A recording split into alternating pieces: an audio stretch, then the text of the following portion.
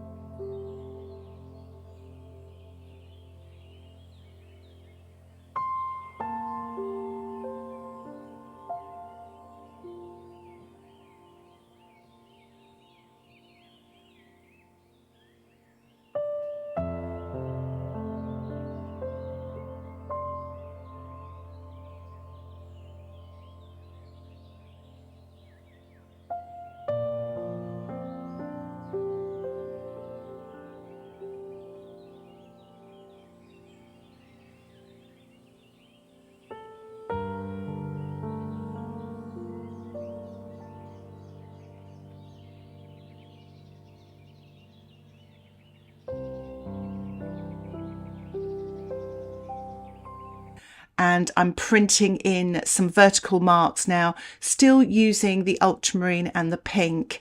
I'm spritzing off here to create a touch of light. Again, it's just seeing what happens. I'm tilting as well. Look how much paint and water has come off there. But all this sort of spritzing creates lots and lots of happy accidents, hopefully, and atmospheric sort of conditions, you know, creating, you know, there's nothing like it really with watercolour, getting this sort of result. And already there, I'd almost let that dry. And I'll carry on, but it looks quite nice there. But I thought actually, just to kind of throw something else at you, turn your painting upside down, see if it looks better, or, you know, you can see a picture. So I thought I'd do that here. I love that sort of golden sort of brown colour in the sky, and I thought that's quite nice, and there's a lot more light in the water, and that can be the, you know, in the bottom half now looks like water. So yeah, I've just gone for this. I've turned the whole thing upside down. So really keep doing that with your paintings. Keep looking at it with these abstracts. So I'm spritzing here because there was a bit of a dark mark there, which I didn't like. And instead of sort of lifting it off with my paper towel, I'm just spraying it off and then sort of spraying this excess water, tilting it out to the side so I don't get any back runs later, even though I've got one forming at the bottom of my painting there. But I'm not to worry, because you can always put, if you're going to frame it, you can put a mount round it because it's right at the bottom. So never worry too much about what's happening at the edges. And I'm just spraying this to mark as well. It was a Quinacridone gold here. It was just, it didn't belong there really. So I'm just spraying that away and just having the light of the paper to create some atmosphere. Now, this is all very abstract, and I'm sort of trying to talk you through it to make sense of it. But at the end of the day, it's your sort of gut, you know, how you feel. My only advice to you is don't fiddle too much. As you can see there, I'm using just spritzing and tilting. Now, I've dried my painting now, and it does dry so much paler. It's always a little bit disappointing. I don't know if you guys have felt that, you know, just you've done all this and then suddenly your painting dries. You think, hang on a minute, where's all my painting on? That's just watercolour for you. It dries paler. It really does. So I'm applying now, wet on dry, some marks with my card using some Paynes grey as well. So I felt these were a little bit harsh, these marks. So I'm using my flat, it's a 1.5 inch brush this, and I'm doing something similar that I did with the London scene. I'm wetting the shapes of the building, and I'll actually use my card with the freshly squeezed paint and print with the card. Then it'll be easier, just it'll be a bit softer, and I'm just softening some of the marks that I made already as well here and there. It's quite nice using a flat brush, especially if you're painting buildings. It just makes it a lot easier. So now I'm using the card and printing some Paynes grey and a touch of ultramarine, just varying the heights of the buildings. And just, you know, obviously now I've got the wet, it makes it easier for the paint to go on with the card.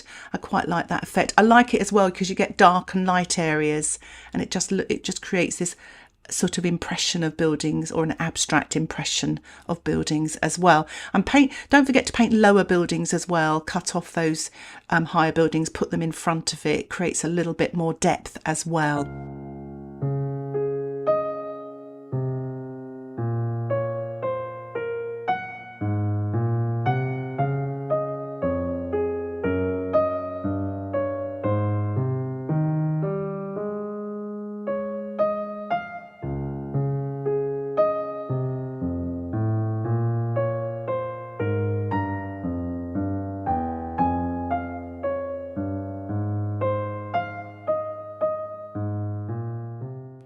I just love that music. It just makes everything so relaxing. I'm using this flat, damp, clean brush and just pulling some of those marks down that they can be like reflections. The only thing I would say, to be honest with you, it's a little bit, not sure about the colour.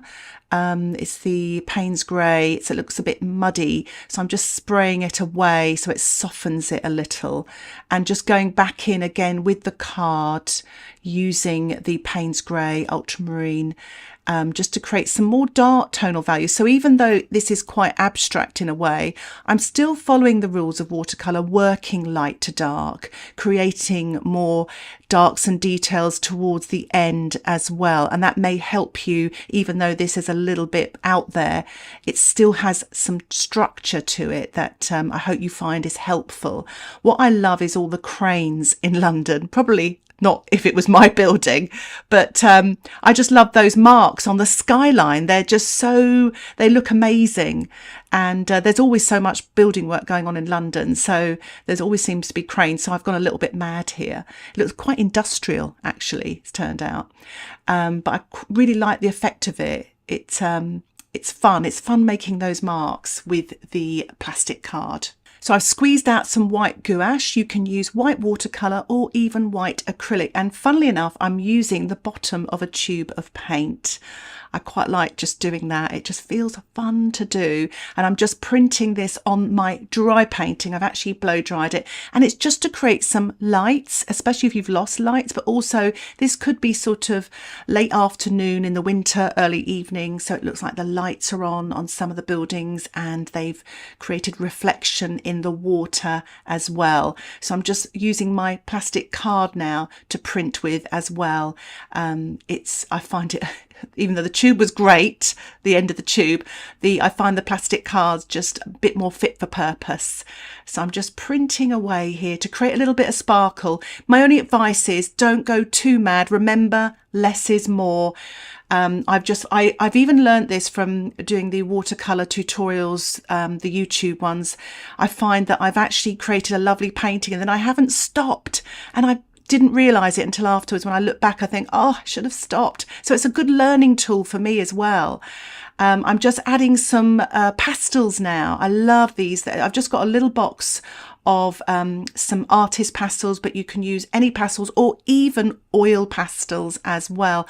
If you don't have pastels, you can use the white paint and mix them with some watercolours. Sometimes though, using a Winsor red or a cadmium yellow just straight from the tube can create this effect as well. So don't worry, but it's just really to finish off. And as you can see in the water, I'm just using my finger to pull down so it looks like reflection, creates a little bit more of an atmospheric effect. So I've used yellow, orange, red and white pastels just to, really just these final little bits of details just to bring the painting to life. And also it stops me from fiddling as well, not doing any more painting. I love the light behind the buildings there though, and the granulation from the ultramarine, and that's the sort of texture it creates in the sky there is just lovely. I love granulation. So I'm just finishing off now with these pastels, just a few marks here and there, just hold back, not doing too much. Just a final few little marks in there. And I think I might give a little spatter as well to finish off. I'm using a small brush here, my size 4 brush, using the white gouache and just spattering some white. You could actually add a bit of yellow to that as well if you want a yellow sort of light there, but just spattering along the sort of water's edge here and there just to finish off the painting. And here is the finished painting, a close-up, and it is quite abstract, it's very atmospheric, and I really enjoyed painting it. It's a bit of art therapy for me. I just thought I would show you the usefulness of actually having a mount or 2 L-shaped just to go round your painting to find the best bits. Sometimes the painting may not work as a whole, but if you put a mount round it, you might be able to crop things that haven't worked out and you can end up with a really nice painting. One that you actually didn't realise was there. I'm using a smaller mount now just to find the painting within the painting, if that makes sense. And you can really sort of, create a different composition, as it were. So I hope this has been useful with this small amount. If you would like to support the content that I create here on YouTube and get access to my exclusive watercolour tutorials, extended watercolour tutorials, downloadable outline sketches and PDF documents with progress photographs, why not think about joining my Patreon membership? Details about the membership can be found in the description below. Thank you so much for watching this tutorial. Happy painting. Bye for now.